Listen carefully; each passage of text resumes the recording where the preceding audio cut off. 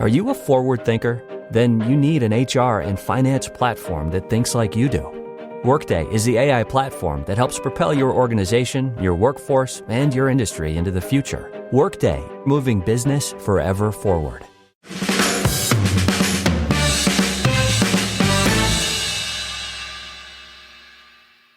Welcome to No Question About That Daily. I'm Ed, today with Dominic. Dominic, how's it going? Yeah, good, thank you. Making Wednesday the regular slot, so happy to be back on. I really don't have a schedule in mind. I just text anyone who feels like they haven't been on for a while, like, you want to record something? Wait, yeah. That's fine as well. I'm happy to go gung-ho. No tactics, Yeah, that's why not? good as well. I was going to say a little peek behind the magician's curtain for listeners and viewers, but that would be bigging myself up too much. There's no magic here. Just someone talking on the internet. Okay, today we're going to talk about Patrick Dorgu, who looks like he's signed for United. I don't think United put out an official he's signed notice at the time of recording, but Fabrizio Romano, once a journalist, now just a content hawk, said, here we go. It's all agreed at 30 million euros plus 5 in incentives. So it's about 25 million pounds guaranteed plus another 3 or so in extras. I can't tell whether that's a good deal or a bad deal. Certainly people on the internet have had takes either way. Initial reaction? Tricky one. It is a tricky one. I was a bit worried about some of the fees that were mentioned when this was in the pipeline, when it was looking up towards the 35, 40 million mark. And I think Lecce were leching at the idea of pulling United's pants down in the transfer market, weren't they? As every club does. I think this would be Lecce's record ever sale. So make of that what you will. They're in the relegation zone of Serie A, so they must be enjoying how much money they're going to get for Patrick Dorgu. The only thing that concerns me, you talk about Big Fab has given it the here we go. No confirmation from Ornstein yet, who is the true GOAT in terms of transfer journalists, in my opinion. But here's the Messi. I think it is happening. To Fabrizio Romano's Ronaldo. Yeah. Well, I don't think he's the Messi to Fabrizio's Neymar, maybe. Yes, that is exactly. Yeah, Romano once upon a time was a journalist. I mean, he has written stuff for outlets, but I think that is not true anymore, and he just does his own feed. He did write for The Guardian not until quite recently, so... Yeah. I'm not sure it was him, though. Maybe it was somebody else. He gets paid to tweet now, so it's like, I don't know about the credibility there. Just dealing in transfer porn, because everyone loves it. That's what people are here for. There's people go mad for it. There's fans of teams, there's fans of players, Player FC, and there's Fab FC as well, apparently. Yeah. Anyway, it looks like United he's coming. Transfers. Yeah, especially United. Yeah. I mean, it's the FB Ref site on Patrick Dorgu has been smashed repeatedly by millions of people overnight, no doubt. It is a tricky one for people to get their teeth into, because not that much is sort of known about him, and any information out there about him is from a small sample size. And United are signing him to play left wing back, a position that he doesn't always play. I think he sometimes plays on the right and cuts in on his left foot. 1.5 seasons of first team football at Lecce, a few goals, 4 Denmark caps, 1 assist in his entire senior career. So United looking for players who create in the final third, looking at a 20-year-old who has 1 assist. And yeah, that's a concern. That is a big concern. And for everything that I've been told and I've read about him, he is far more physical than technical. Yeah. Whether that's a good thing or not, I think we could probably debate that, because that is an interesting point in itself, what United need more of, isn't it? Well, yeah, both. I think just quality as well. Would be nice. On the left foot. Yeah. Okay, so let's talk about some of his profile. I mean, I'm assuming I've never seen a live Lecce match. So with that caveat of not having watched him loads of times, he's played 51 times for Lecce, came from Denmark into the Lecce youth team and basically made a position his own. Caveat that Lecce aren't a particularly good side and all of that, in the relegation zone. But he's very, very physical from the analysis I've seen and the video comps. Caveat again, comps are comps. But very, very physical, lots of pace, burns up and down that left-hand side. When he's playing there, he's also played right back, right wing back, and right in the forward three for Lecce, sort of Gareth Bale style or Bukayo Saka style, cutting in and shooting. He's not Either of very them good. would be fine. Either of them would be nice. Oh, true. We do actually need a left back, though, or a left wing back. So, the physicality looks like it's there. Lots of pace. He's pretty good in the air, 5'9". Although Luke Shaw's Wikipedia lists him at 6'1". So, pinch your salt on the data there. We'll see how actual big he is when he turns up. So, the physicality, we need people who, quote, run like mad dogs. People who are a bit more intense. We've struggled with that a little bit. Although I think Diogo Dalot does get up and down. He's got a good engine on him, doesn't he, Dalot? The technical side, I mean, he makes a lot of defensive actions. So he gets involved in shit. The numbers aren't great on the actual amount of interceptions, duels, blocks, tackles he makes, or his passing seems a little bit haphazard. So as you said, the technical side may need some polish. There is a really good analysis video on YouTube from someone who I forget, who really broke down his game in a lot of detail. AJ Analysis, I've not seen that website before, but he got a mega amount of hits on that video. So, as you do. Yeah, I bet he did. Yeah. I mean, I think wider picture beyond like his actual profile, and I think it's fair to say when he's come to a new country, big step up.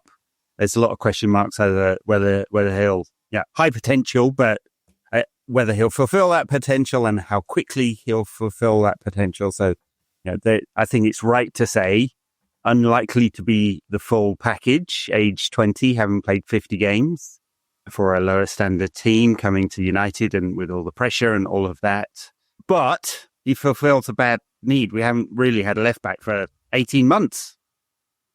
Yeah, and it's been a real source of problems, especially in this Amarin era with the 3-4-3, not having that proper wide option on the left-hand side. It's really stymied the attacking potential of this side. I mean, it was evident against Fulham in that game that I've already completely forgotten about, but one thing I do remember in the Fulham game recently was Mazraoui appearing in that inside left channel, and it's been said before, he just doesn't have the pace, doesn't have the explosive pace and the physicality to really play there and get past his man and produce something. As good a footballer as I think he is on the ball, him and Dalot both have that problem whenever they play on that left-hand side, where their body position is just wrong, right? They're facing the wrong way. They can't go down the line, so United have to pass it back. And a friend of mine at a game recently described it as horseshoe-shaped passing. It's just wing back to defender, across the back line, other wing back, and it's just that U shape.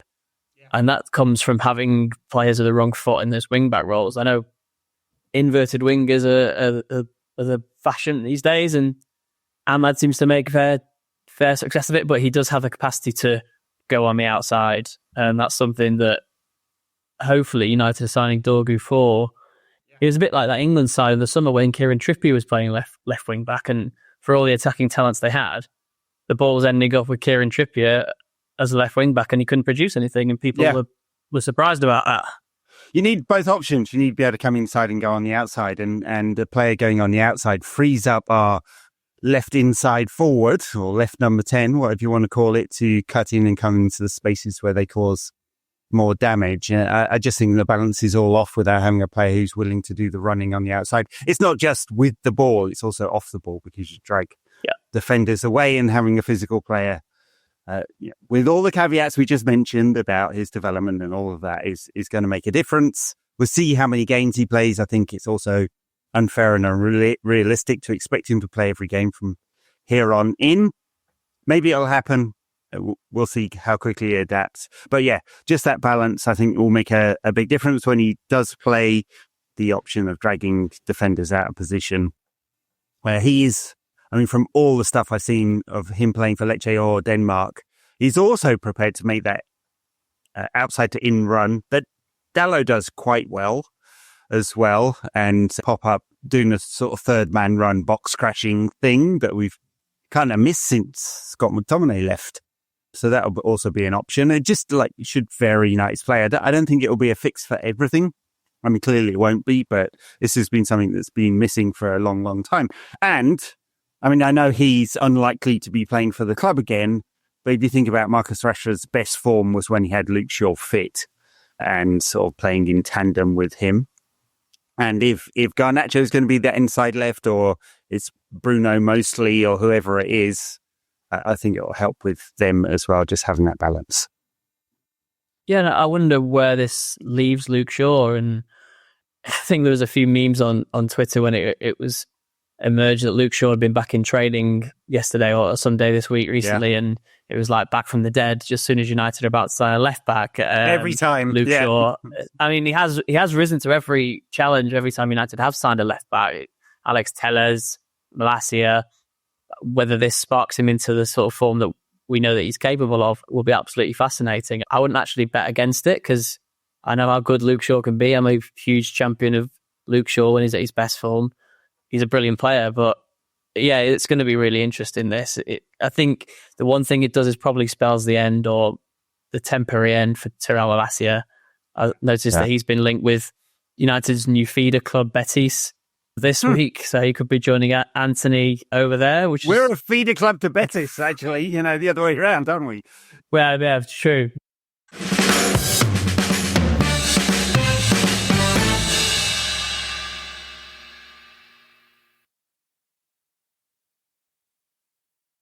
Malacia needs a loan away. He just needs game time after basically 2 years out. Sure, interesting. He takes a while to get up to speed physically, I think. And so he'll need a few games. I think it might be sensible to think about him as the left side of that back three. We'll see whether Amorim likes that idea or not. I like it for the balance. I'd just have an option to Martinez, who's not been awesome this season and is a bit injury prone himself. The funny thing is, actually, I like Mazraoui in that right side of the back three because you do need to have good channel defenders. Fullbacks are generally better than centre-backs at doing that. I think it's a better suited to his physicality. Of all the very high quality Mazraoui has, running up and down that line is not his best thing. He just doesn't seem to have the same sort of pace, energy in stuff. So it might be interesting that we see Shaw and Mazraoui, at least in the short term, as rotation options in those two wide centre-back areas. I wouldn't mind that at all. They're both suited, aren't they? Like you say. And one thing that this does do is give United an attacking-ish player in Norno's wing-back roles. We've spoken about the two full-backs that have been playing there when it's been Dalot and Mazraoui and how limiting that is. To have a player who has played in the front three, that Dorgu has done that for Lecce, who plays on the right sometimes, who can go either side of the defender. And I think you're going to need Ahmad further up the pitch, so that need sort of emphasises itself, really, doesn't it? With Dorgu coming in, and you suspect it'll be Dalot on the right most of the time. That's going to be a good balance because United are really short of attacking players. That Ahmad is needed in the front three. You can't really afford to play him at wing back because who the hell's going to play in the front three if Rashford's not available, Anthony's gone, and all the rest of it? Yeah, I mean, that's very true. We started the season with so many options there. It felt like we had 8 options or something like that. Garnacho, Rashford, Bruno, if you're calling him number 10, Ahmad, Anthony, Xerxes, Højlund, Mount, like all these attacking players. And for various reasons, it's really only Bruno and Ahmad that have been reliable at all as creators or goal scorers. And so absolutely, yeah, it's much as I actually like Ahmad at right wing back because it gives United, for the balance of the team, gives United a more attacking option there. He's going to have to play in the front three because he's the only one who actually delivers anything. But now if Dalot is competing with Mazraoui for that right wing back spot and Dorgu's playing, at least one game in 2 at the left wing back, then that gives us another option, basically, an attacking option in that one of those fullback areas. So, and the physicality is going to be absolutely key. Those whoever plays in those roles, which is why Mazraoui isn't the best fit and why Dorgu does offer hope, because Amorim has talked again and again and again about United needing to run more. When he says more physical and more athletic, he basically means run more, right? That's the sort of suggestion of that. And one of the first things he said to Gary Neville in one of those interviews that he didn't think United ran enough. And I still don't think United run enough. It was evident against Fulham. They were out physical, weren't they, really, as they are against so many sides. Yeah, absolutely. Look, it's still a physical game and athletes are important. So you don't have to have the whole team full of people who run like mad dogs, but you used to have a lot of them. I mean, Roy Keane said this years ago, you work harder than your opponent, your quality should shine through. United are short of both working hard and quality at the moment, so it's very hard to get away with that. It's not even about being athletes, is it? It is about working hard. It's about mindset. I don't think you describe Harry Maguire as an athlete, but he has that mindset of working hard and putting himself on the line. He has major limitations, but at least he has that attitude, and a lot could do worse than following suit. Yeah, absolutely. I agree. Yeah, I mean, it is interesting that we are getting back to a near full fit squad as well, and this will be an extra addition. Obviously, we've lost Anthony. It's not like he was contributing much.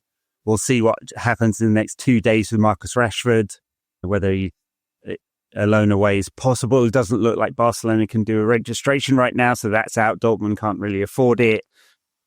Milan took up another option, and Juve may be the only open option for Marcus Rashford, but either way, it's unlikely to be playing, it seems. It seems like the club and Amorim have said enough is enough there.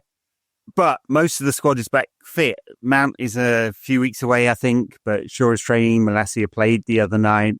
Is there anyone else out? It's just Mount, right? It's always just Mount.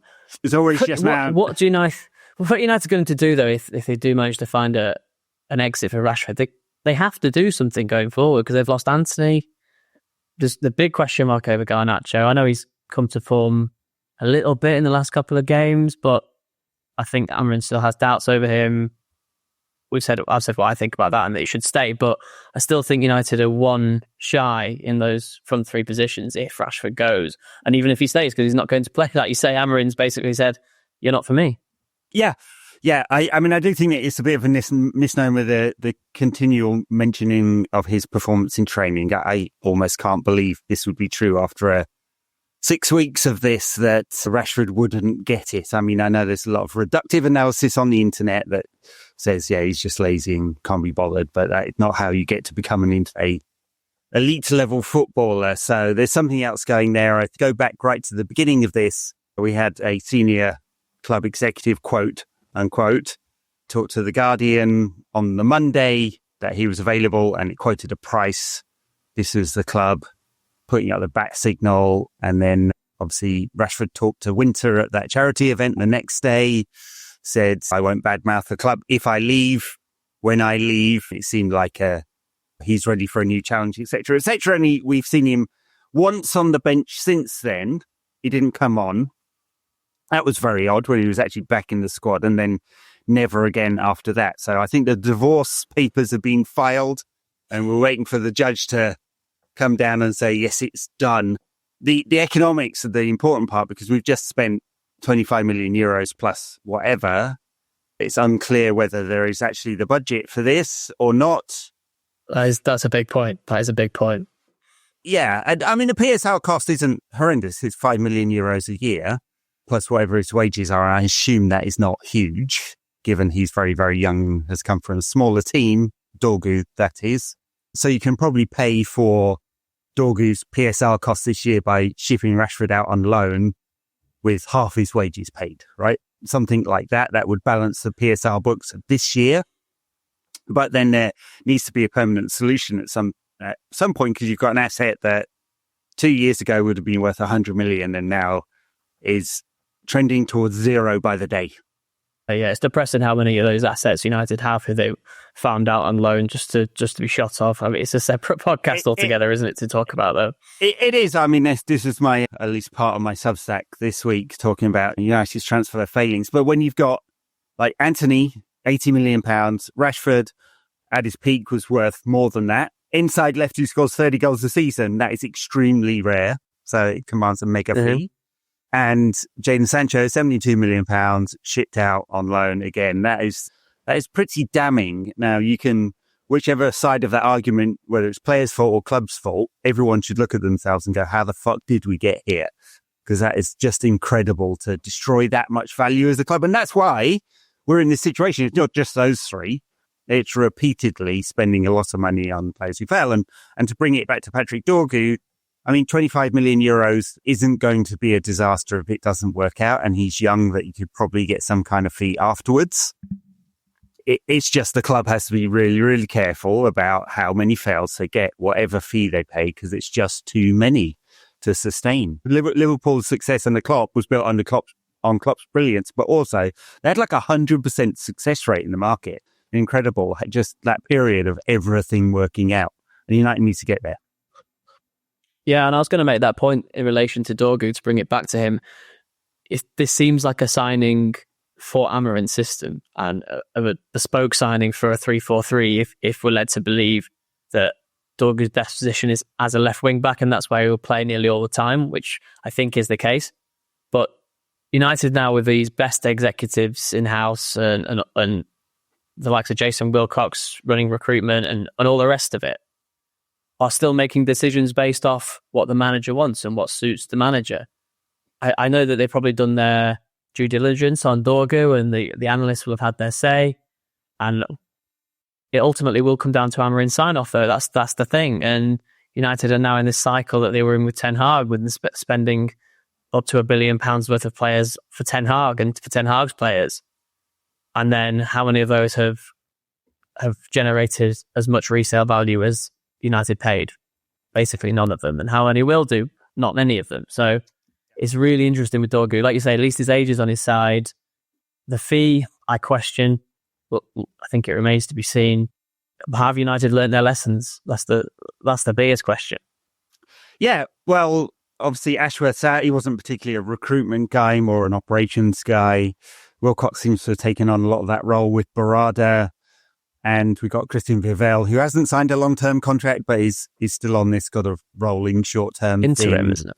Yeah, he was at RB Leipzig or the Red Bull Group and Chelsea for a short time.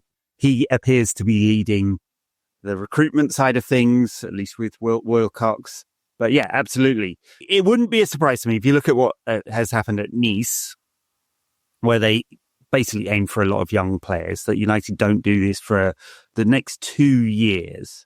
Now, we are likely to be buying bespoke players for Amarim, and that is risky, if they don't fit any other system. That's really specialist players are wing backs in this. Yeah, it's the most specialist that you can really find, isn't it? Yeah, it is, and you don't find too often. It's not 3-4-3 it's a lot less popular than 4-2-3-1 or whatever, right? So that will be a question if it doesn't work out with Amarim. But they have to support him. It's not like the club can go, well, we've picked this guy, we're not sure about him. Well, let's see if he's successful. We'll withhold funds until he is. I mean, that's self-fulfilling cycle of crap, isn't it? So they have to support him. It's just obviously we're looking down the line going, have United learned the lessons? Are they doing squad building properly?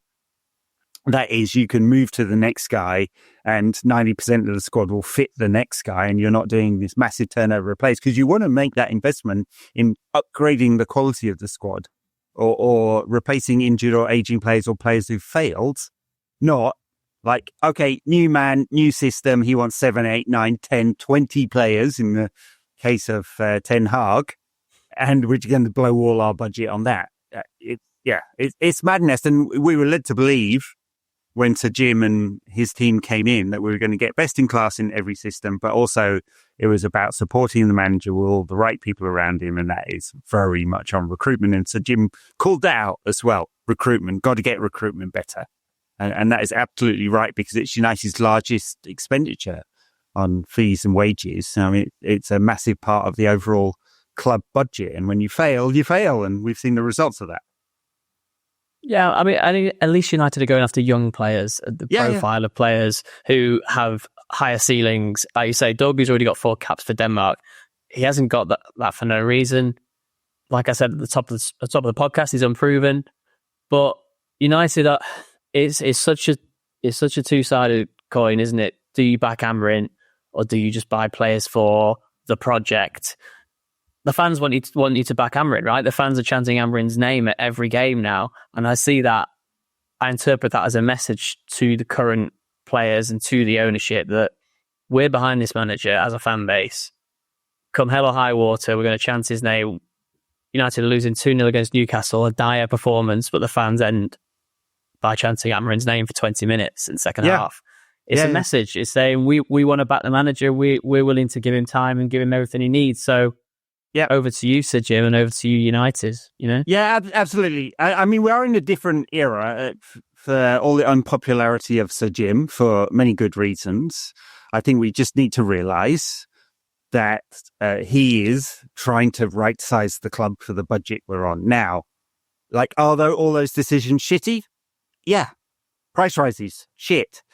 Cutting 250 staff, shit. Cutting away ticket allocation, shit. Moving to the cheapest possible security firm, shit. All of it is awful. Not defending any of it, but as Kieran Maguire said the other day, we're dining on a Champions League budget with a Europa League income, and that is going to have to change. Pain was going to happen, and there's two ways you could think about it. Either we start selling players, which is why the Garnacho thing keeps coming up. He's one of our few sellable assets. Or you start making cuts. Selling players is the fastest way to right-sizing the budget, but I don't think anyone would be very happy if we start selling a lot of players and not buying anyone. So it's also what United are worst at doing, selling their players. United are terrible sellers. Yeah, absolutely awful. And they should be selling Casemiro this month. They should be selling Rashford if they want rid, but they can't because these players have tarnished their reputations by being awful in a United team that everyone expects more of.